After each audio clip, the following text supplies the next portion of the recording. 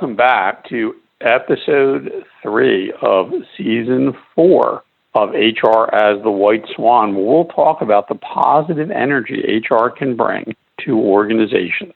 This season 4 of HR as the White Swan is sponsored by Madison Performance Group, one of the global leaders in rewards and recognition programs. As you know, each of the White Swan podcasts correlates to the first letter of the words White Swan. So we're up to I. And today, as a special bonus to our listeners, we bring you not just one I, not just two I's, but 3 I's.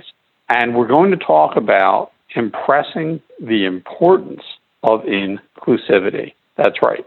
3 I's for you, impressing the importance of inclusivity.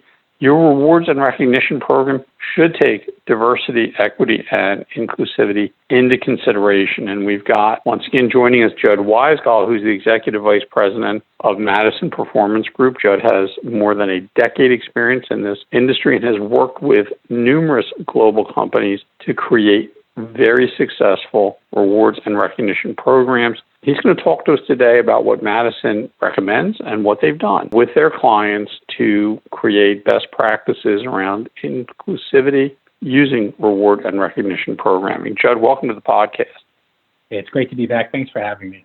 So a lot of eyes here to work with. Let's go right to impressing the importance of inclusivity. And there are a lot of different factors in diversity and inclusion. How have you been able to work with clients to make sure that the reward and recognition programs are really supportive, both of the programs, but also of the culture of inclusivity? What do you guys find and what have you recommended? Sure.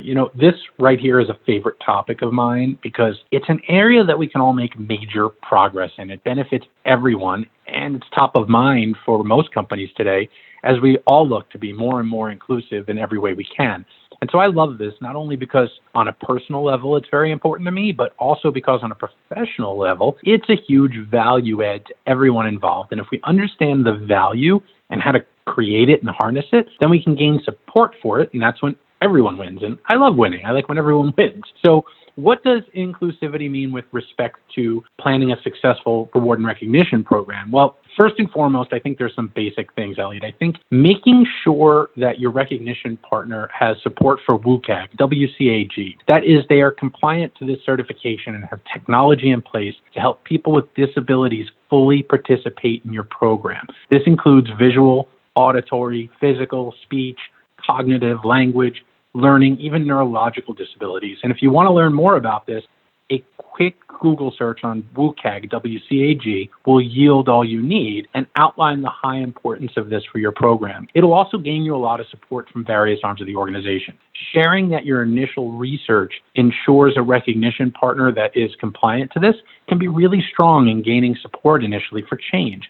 It's one of the foundational pieces of inclusivity, having technology that everyone can use in the way they need to use it in a way that is allowing for a meaningful experience. Next, and this is a big one, you know those surveys that you did, the ones you love? Well, who wrote them? Did you get feedback from various areas to ensure that the questions were fair and balanced, that they weren't designed to exclude certain groups or solicit specific answers inadvertently? Be sure you're designing these questions outside of a bubble. And it's okay if you haven't considered this before, because look, we're all learning, we're all growing. This is a very organic topic, and it's an important step on the path to change. So just make sure that when you're working on your initiatives, you're working outside of your bubble. Then consider how and if you apply the information you gathered. Was it part of the presentation you made to the senior leaders or others on your team in getting support? Did you share it with the vendor and ask, hey, what are you doing? How would you utilize this information? If we don't utilize and share the data, why bother gathering? And then we have things like peer-to-peer recognition. So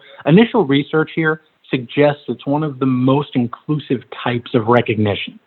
So a lot of companies, they think about the accessibility issues and whatever. What have you seen in terms of developing programs to ensure that employees, because companies have employee resource groups, they have different diversity councils, they have different internal meetings on inclusion. Have you seen any that are using the rewards and recognition program to help make sure employees are taking advantage of and joining in and consuming those important aspects of culture? Has that been a trend that you've detected recently, that they're thinking just beyond it's available example to, we really want to incent you to take part.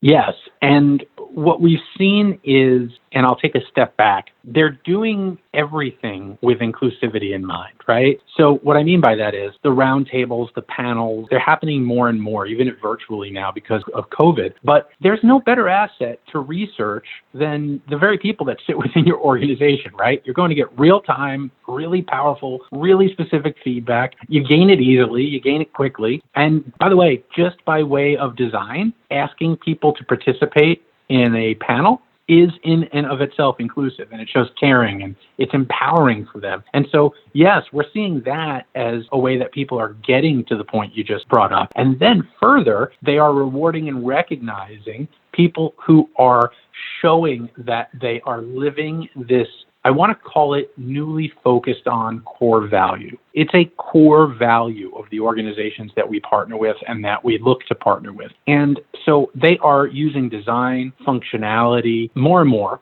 and they use these as foundational tenets to show that, hey, this is important to us, but also they then take that and they show on the other side of the business, hey, look at the financial and functional and human capital improvements we made here, because that also gets them the budget to keep the whole circle of life, if you will, going.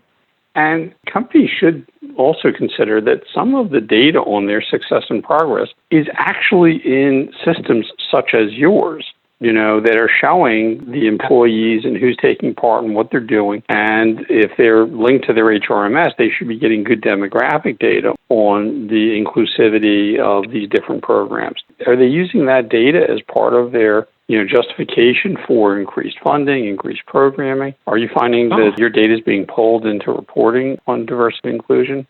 Yeah, I mean, some are, right? And some, even though they know they should, they haven't gotten there yet. It's maybe on a list of things that they want to do. And I just think it's so important. You bring up a great point. The data's there. Use it to your advantage, to the advantage of your people, to the advantage of company. This whole season, we're talking about all of these different aspects, but they are all leading on the theme of how do you get before, during, and after the great program you're looking for? How do you plan for it? How do you implement it? How do you keep it going?